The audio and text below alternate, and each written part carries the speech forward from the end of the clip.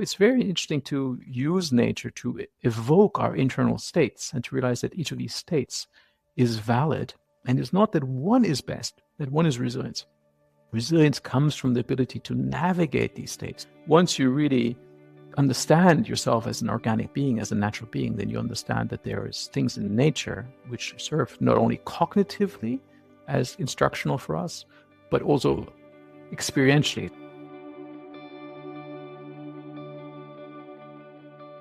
Welcome to the Inner Green Deal podcast, where we talk to inspiring guests about the human dimension of sustainability and explore the link between our personal journeys and the positive impacts we can have on the world. My name is Tamsin Walker. In this month's episode, we're talking about how understanding what's going on the inside is a route to building greater resilience at a personal, organization, and also societal level. To help make sense of it all, I'm joined by Chris Tamdjidi. Chris is co-director and co-founder of Avaris, which takes its name from Awareness, a global consulting and training company that develops and delivers evidence and mindfulness-based blended learning programs for organizations. In fact, the Inner Green Deal initially incubated within Avaris and remains closely connected, though it is now an independent nonprofit.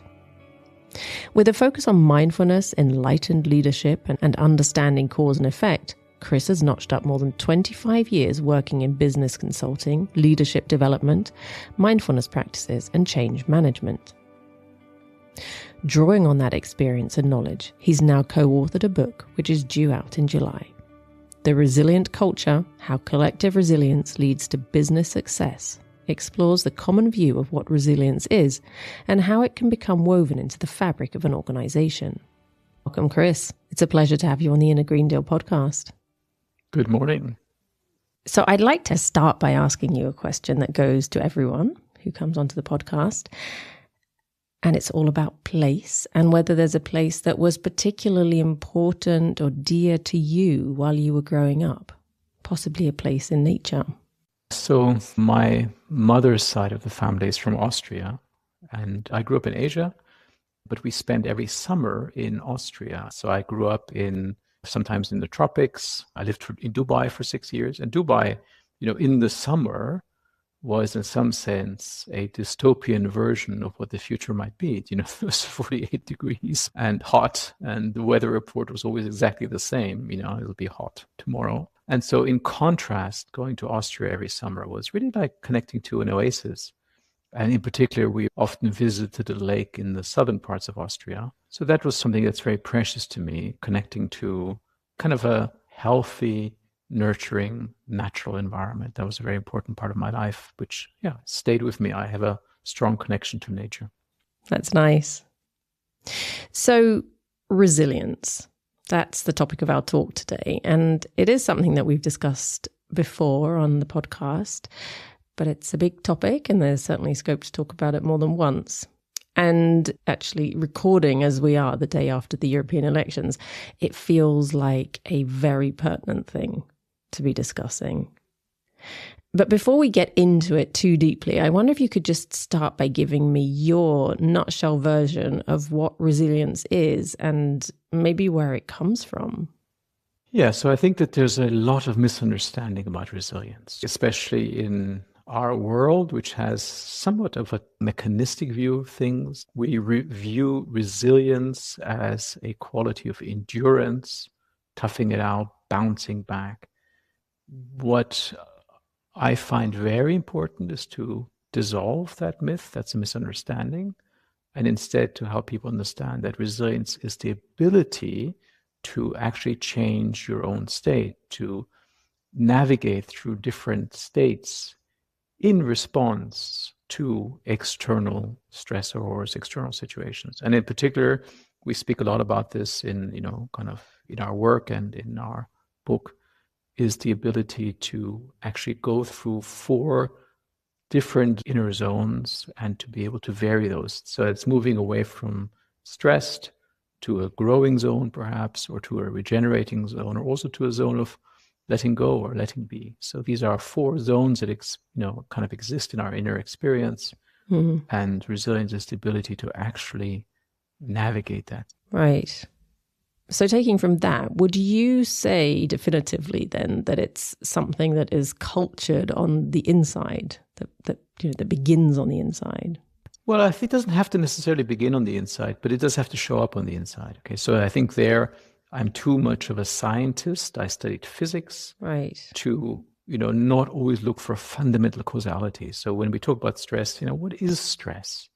How does it show up? And I think one way fundamentally of talking about stress is that it's typically an activation, a heightened activation of the nervous system, so stimulation of the sympathetic nervous system, and typically also a negative valence associated, meaning I expect a negative outcome. Therefore, I have my whole engagement with a topic is more defined by withdrawal or pushing away rather than moving towards. Okay, so once you understand that when we talk about stress, that's actually the inner state, what's going on, then anything we do which improves our resilience has to include navigating away from those internal states. Okay, but it can be done behaviorally. So you can do this by reading a book. Closing your laptop, is a behavioral change which leads to an internal change. And so there's 3 levels of doing that. One is a behavioral level, which is closing your laptop. Another one is a psychological level, which is acknowledging that I can't be everything to everyone, for example. And then there's a physiological level, which is being able to directly relax the nervous system. Okay, so all of those 3 are ways of doing it. But in the end, it does have to show up on our inner, you could say, landscape. And they're all connected to one another very closely, right? Absolutely. And different people relate to them at different levels. Some people are good at the internal side. Some people are good at the external side. Well, you mentioned your book just there, which is coming out at the beginning of July. So it goes into the importance of resilience in transformational processes within organizations. And what I'm wondering is whether it's possible to then assume that the cornerstones of the resilience that might aid a transformational process within an organization would also be the same when it comes to building or maintaining resilience, both at an individual and societal stroke systemic level. Yeah, I think you could say a hypothesis or a part of our approach is to actually say, the individual has to be able to circle through different states and not get stuck in this stressed state and think I have to endure in this state. Okay? Because actually what's happening, and this is, I think, very important, is that we're consuming our internal resources in a stress state. High activation of the nervous system, negative valence, which means negative expectation of reward, is actually a state of stress and a state of consumption of resources. So that's very similar to what's going on societally. And as a society, we have to learn to talk about this inner level. Okay, how do we take care of people? How do we cultivate people's ability to change, to adapt and grow? And that comes back to understanding how we function and how we, on an internal level, how we exist. Yeah, it's a very interesting point. But why do you think it is that we are not good at delving into that internal world? I think there's many, many reasons for that. If I talk historically, I think, first of all, just the way we've been educated is to actually look outwards, for solutions, for our skills, we look to accumulate riches, to become successful, status, and so on. So I think, there's one level, which is that we've been trained to look outwards, and we have low sophistication, actually, when we talk about internal things.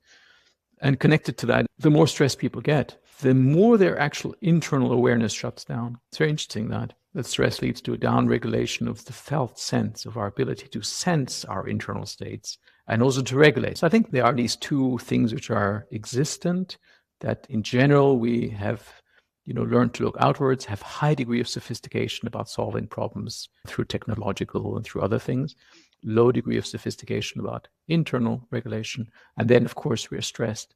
And I think the coming of AI is exacerbating that, because essentially, if you look at what's happening, is we are emphasizing cognitive understanding and knowledge and cognition and de-escalating felt sense. How do we feel about things? If you look at the whole AI discussion, actually that's interesting enough, AI at some level is not super smart. There's a number of people who are more worried about the fact that AI is super stupid than super smart. But essentially, there's a gap that AI lacks a felt sense of situations. And we are, in some sense, being triggered to go in that same direction, to approach reality through cognition and not through the felt sense. So I think that that's a third reason why we tend to be actually not good at regulating and learning the sophistication of internal regulation. And I suppose the logical following question from that has got to be, how do we get better? Yeah, I mean, I think it really does have to start with a kind of exploration of our internal beings. And maybe in some sense, my own life experiences, maybe a good example. So I studied physics, theoretical physics. I think I could accurately have been described as a head on a stick. Oh. And I think I just did not have good skills. And it's a nice example for me was when I had a girlfriend in Paris, and she used to invite me to visit her on the weekends, and she would take me to concerts. She really was a gifted person in terms of her hearing. And she would take me to concerts, and she would hear everything that the conductor was interpreting, the way all the instruments were playing. And I was sitting there, and it was dark, and it was warm, and I would fall asleep, and it was unimaginable for her. How could you? I mean, she just couldn't fathom that. How could it be that I was such a, whatever, that I did not hear this? And that was really the truth. I just didn't hear it. I did not have a sophisticated hearing to recognize all these details, and therefore there wasn't so much going on, and therefore I would fall asleep. So I think that you actually have to develop the skills for internal, noticing the felt sense and regulating. And that actually is what many people want to avoid. Many people would like to feel less and not more. They want to get away. But there really is a necessary journey. And in the same way, when we talk about climate change, actually, people have to feel more connection to nature, feel more appreciation of nature just around the corner, notice how things are changing. When you actually help people open the senses and just feel how the world around them has changed, or how they feel when they're in certain locations, okay? That actually is a very unifying approach. And so I think that we as individuals, as organizations, as societies have to learn to feel more and notice actually how we are consuming our own internal human resources. And there's a lot of parallels when you look at data on actually how people consume their internal resources and what we're doing to climate resources and what regeneration actually means. There's a lot of interesting things there, and I want to come on to the nature connection in a little while. But just to go back to what I mentioned at the beginning, there we had the European elections, and unlike the results of 5 years ago, where there was a very visible green wave, this time round, it seems fairly apparent that the climate crisis has slipped down the agenda among voters in terms of important issues. And I guess for a lot of people working on climate, there's a very real need for resilience, because the message to a large part still doesn't seem to be getting through. So I'm wondering how or what role resilience then plays for people working across the board on environmental and climate issues. Do you have any insights there? It's an important point, and I'll stay with the felt sense. So I think, of course, there are a lot of challenges for people working in this space, and they have to indeed manage their energy for the long run, in the sense of that it'll take a long time to move things forward. And therefore the felt sense, noticing their own internal states and being able to regulate it, being able to have skills of relaxation, right, and also being able to have skills of positive outlook, noticing the positive, appreciating all the amazing things that have happened, okay? That's a very important starting point. When you pay attention to the felt sense of things, first of all, it allows you to notice your internal states. It allows you, perhaps when you're getting too negative, and it allows you to begin to notice, how do I move into the positive? Okay, how do I remain hopeful? How do I remain connected to people? How do I remain positive? And I think this is crucial in terms of not just for oneself as an activist, as somebody, in this space, but that's how you connect to those people that are not on board. Right. Because, of course, there's a danger that people have been receiving a lot of negative messages. Yeah. And actually, that's an evolutionary response to negativity, is to kind of avoid it. I don't want to deal with it, And I really want to stress that I think that it's very important to honor everyone's experience. And there are genuinely people who feel that their experience of their life is not honored. When you have a felt sense of your own state and you're willing to connect to other people's felt sense, you go, actually, yeah, there is a reason.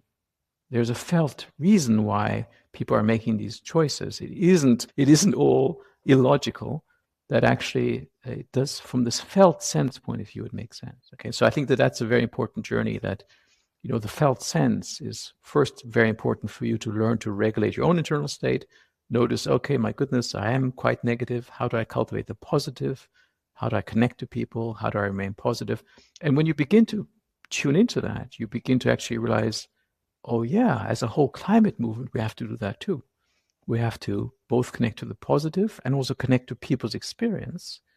For many people, their experience is very bleak. And people who live in a bleak experience tend to be, negative in their outlook and their ability to, make choices. There's a very interesting podcast by somebody who was previously the leader of the North American neo-Nazi movement. Okay, and he became, he left that, and he talks about his transformation, and he says basically the transformation happens because of empathy. You cannot convince people, but you have to have an empathetic concern for their situation. And that really touched me. And I think that that's really very, very important for all of us that care about our future, is we have to equally care about the future of those people who feel left behind. Yeah, just listening to the way you're saying that, there's a sense of calm in the way you deliver, and it also induces kind of a sense of calm in me. And that feels like a very valuable thing, especially now when, there is a lot of polarization, and it's very easy to slip into thoughts that are essentially polarizing. And you're talking there about empathy, about having empathy with people you don't necessarily feel instinctively empathetic towards, right? Which, yeah, it sounds like a very good thing to be able to do. But at the same time, I guess for a lot of people, it's way out of reach. There's not interested. So if you are able to cultivate resilience, is it a logical next step that people can more easily grow into a place of empathy and perhaps less polarizing behavior and thoughts and so on? I think people who are engaged for the world sometimes forget compassion for themselves. I think you do have to nourish your own self. You have to nourish your own resources. And again, we talk a lot about this in the book. There are different pathways to moving away from kind of stuck in the stressed, anxious state. Okay. So I think, and this again is interesting, when you're in that stressed or anxious state, you're actually reducing the resources of your own system. Also in terms of the biological diversity in your microbiome. So the more stressed we ourselves are, the more we're reducing our internal diversity, the more we are also reducing our actual emotional diversity, our ability to handle stuff, stuff that's thrown away. So I do think a first starting point as people who are active in contributing to resolving climate change is we have to be genuinely taking care of our own resources and actually learning that as a model, you could say. We can't kind of shift the state of the world if we're not modeling it in ourselves, that we're actually able to nourish our own resources. Okay, so I think that's a very important starting point. And I say that without any kind of you must, but just as an expression of compassion, which I think I've also learned from myself, that you have to take care of yourself. You have to nourish these things. Once you do that, I think you become softer, and you begin to see that actually there's a form of nourishing which is relaxation, regeneration, recovery. But there's another form of nourishing, which is growing. And it's interesting to look at that. There are certain, I don't want to get too technical here, but there are certain skills that actually help people grow. And it's not the same as, you could say, some of the other skills. Okay, so we talk about 12 skills in our book. But actually the ones that help people grow are connection to others, connection to purpose, compassion and care, and positive outlook.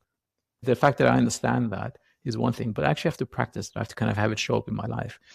Once you begin to practice that, you begin to see, oh, interesting enough, I'm strengthening basic human connection skills in myself. And that leads you down the pathway of really beginning to take an interest in other people. I wouldn't say I'm just a nerd, but I'm not Mr. The social connection is my default way to be. I'm happy by myself. Okay, but I certainly have really learned that cultivating connection, cultivating empathy has transformed my way of seeing people. I mean, of course, I've been a long time mindfulness practitioner. There are specific practices which you can do. Tonglen is one of them. I won't explain it, but it's a very powerful practice. And I find that the more you do these kind of practices, the more you're actually curious and open. And so these are things that I find that are important and that happen naturally. So, but the starting point is always taking care of yourself and nourishing yourself and not being, too demanding on yourself. And what else is really coming across there is the openness that goes hand in hand with that, with the curiosity of the internal landscape, and how then that just kind of breaks you open for external factors to look different, to remove your own personal preconceptions. Yeah. And maybe one key point in there is softness.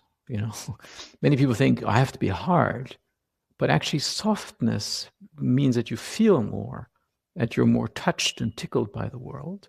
And once you become comfortable with being touched and tickled by the world, actually it brings more joy and more sense of energetic richness. Okay, so it's very interesting that people feel so poverty struck. It's a very important aspect of modern society is that people feel tremendously poverty struck. They don't feel that they have enough. And actually, it's very interesting. The feeling of richness comes from sensory richness. That you feel, you take things in through the senses. That's where richness comes from. Richness is always a sensory experience. You might have 1 billion. I have a very good friend who has been very wealthy in his life. Very, very wealthy, beyond most of our understanding. And actually, since he's planted a garden, he says, actually, I feel more rich through the sensory experience of the garden and vegetable garden than perhaps through all of my wealth. And I think that this is, again, a very important key for people to understand that a lot of this greed is driven by a poverty mentality. Poverty mentality comes from a lack of sensory openness. The more you're open to the senses, the more you feel enriched by your experiences. And that's a very deep level of enrichment. And again, that happens through softness and openness. So I think that it's very interesting that once you begin to go down the pathway, you begin to see actually a lot of the challenges in the world are based because people are closed and not soft. I registered your use of the word soft when you first mentioned it, and I really liked that. I think it's a nice word to use when thinking about a place that we can get to. But also just to go back to the opposite, to the hardness. If I were listening to this conversation, say as an individual or a leader of some description, and found myself wondering, am I resilient? How would I know? Because I imagine that there are a lot of people who might consider themselves to be resilient because they've gone through hardship, genuine hardship, and they're still standing and thinking, okay, that equates to resilience. But maybe it's, more a case of just hanging on in there. So how would a person know if they are actually resilient? I think a very important starting point is the fact that you are often not conscious of all the things that you're doing. Okay, so many of us, are actually do things to take care of our resilience because no matter what, we go for a walk with a dog. No matter what, we make sure we have dinner with our family. No matter what, we make sure that we do sports. So I often find, that people who are unconsciously resilient, that they think it's just a trait. That actually when you speak to them, you realize it's not a trait, but that it's a behavior which has become so much part of their personality that they think it's a trait and they forget the actual behavioral aspect of it. So I think that's the starting point whenever, you talk to people, that actually, if they think they're resilient, to begin to understand what are the things that you're doing which actually help you change your state, navigate your landscape. And I think you always find those. And then, of course, there's people who have a a situation which perhaps helps them to be resilient, and they've, kind of overcome things, and they haven't really integrated it consciously. So I think that that's always a very important starting point, is helping people to reflect upon, okay, you might be very resilient, and maybe it's partly also because of your upbringing.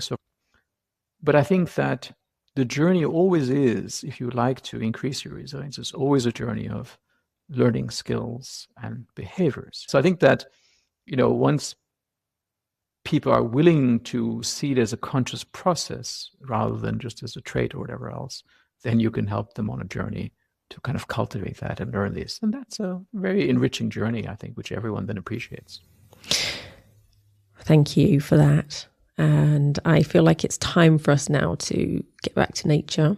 And you mentioned your friend there who planted a garden and all the riches that come flooding in through the senses. And then you talked about connection and how a connection with the natural world and is something that really unites us all. With that in mind, how important do you think that the natural world is in this resilience puzzle? Yeah, I think really fundamentally important. I think that there are some things you can do for resilience which are self-oriented. Okay. Like going to sleep is a little bit self-oriented. There's nothing bad about it, but it's really about this system, But actually many other things in terms of connecting to others, positive outlook, connection to purpose, compassion and care, all those things which really also contribute to resilience are actually very much other focused. And I think that's very important to understand that the narrow, I'm going to optimize myself, it just doesn't work in making us resilient, because we are not, separate. Do you know what I mean? So you can't kind of optimize something. It's like a wave trying to optimize itself. Like, I'm going to optimize myself, says the wave. But it's, okay, but sorry, you're just part of the ocean. It's just not going to work. So therefore, it's really important to understand that while it's important to take care of the self, taking care of the self alone is not going to cultivate fundamental resilience in terms of how we understand it. And so therefore, there always have to be things which are important, connection to other. And I think that in my own life, I certainly am a person who finds that the connection to other, to things that are beyond me, especially in nature, I do spend a lot of time in nature, really nourishes me. And I think that that's something which unifies all of us. Anyone from any part of a political spectrum actually has treasured interaction with nature, with beauty. So I think that that's really very, very important for all of us. And that's what the data says. And, that's kind of crucial, because we're, from the evolutionary point of view, of course, it makes sense, because, of course, we are dependent on our environment, on others to survive. And therefore, it's no wonder that when we have good relationship to others and to our environment, it helps our survival and our well-being. Oh, yeah, and the time I spend outside is under the trees or just walking in the park is genuinely the most restorative thing that I can do. And in fact, I recently had a deadline that I was working on, and so it just wasn't really happening. And then I took my laptop outside and went sat under a tree by a little stream in the city, and there it was. Everything I needed just came flooding out, and the work was done. And it's not even that I was particularly listening to the birds or anything. I could hear them, but I wasn't focused on them. But there's just something about being in that environment under the trees. And I wonder what you think really spending time in the natural world, what that can teach us about resilience, if we're willing to go a step further and not just be there, but really to look and to have a willingness to learn. Yes, I think that there's a lot from nature. Once you understand that you're a biological being, then actually you realize that resilience cannot be one state. It just can't be. Nature doesn't abide in summer or doesn't abide in, spring. And seeing that, I think, really helps us understand that there are different phases. And nature, interestingly enough, connected you to a growth phase, the feeling of richness, feeling of learning. And sometimes you go into nature and you go into a loss phase. You go into winter, you go into the desert, you know what I mean? So it's very interesting to use nature to evoke our internal states and to realize that each of these states is valid. And it's not that one is best, that one is resilient. Resilience comes from the ability to navigate these states, to move around them in a natural way. And I think that's also why none of these states is unhealthy, you see. So I think that once you really understand yourself as an organic being, as a natural being, then you understand that there is things in nature which serve not only cognitively as instructional for us, but also experientially. Yes. And do you spend a lot of time then in nature maintaining a state of resilience? First of all, nature is my go-to place. And in particular, I'm attracted to unusual places in nature, which historically are power spots, nature power spots. There are such spots which have, a certain intensity to their energy. And I find those very instructive. So I just really want to encourage that when you open your eyes, you see things, just a uniqueness of a situation, the way the sky and the rock and the ocean and the cliffs and so on are. And that actually then if you pay attention to what happens to your internal state, you go, oh, interesting. This happens in my internal state, in this environment. And that actually leads to insights in a certain way. Oh, interesting. These things are connected. And at some time, of course, in order to open up the sensitivity to that, you do have to, of course, suspend some critical thinking and just be curious. Yes, that's the word I was wanting to get to, curious. So there's an equation between curiosity and resilience then. Absolutely. Because, it's really this sense of openness, to exploring the inner landscape, seeing the connection between outer and then being alive. And I think that all of this takes you to just fundamentally being alive again, and liveliness and curiosity are very closely related. Yeah, that's great. I just have one final question for you, which is the bookend that everyone gets. And it is, if there were one single skill that you had the power to bestow upon everybody in the world, what would you choose it to be? Feeling more. So the felt sense of the inner experience. Right off the bat. Wow, thank you very much for that, Chris, and for all your other insights and thoughts. It's been a very interesting conversation. Thank you. I really enjoyed it. I hope you enjoyed this dig into resilience as much as I did. If you want to know more about Chris and his work and the upcoming book he co-authored, you'll find links in the show notes. And if you're keen to explore the inner Green Deal in greater depth, you'll also find links to enlighten you. We regularly hold community events at which you would be warmly welcomed. And a special note.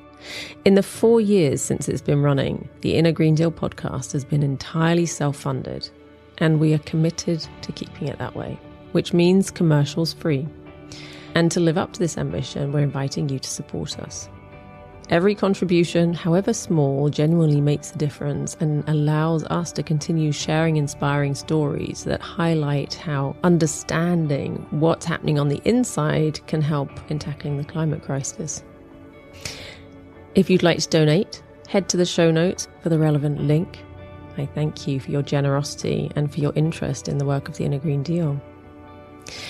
We'll be taking a short break over the summer, during which time we'll bring you older episodes of the podcast. And if you'd like to hear other interesting conversations with people working on sustainability and the establishment of deeper connections to ourselves and the world around us, there's plenty to go at in our archives. And as ever, if this conversation captured your imagination, we'd love you to share it and subscribe to the podcast. Thank you very much for listening. I look forward to you joining me again the next time. For now, though, bye-bye.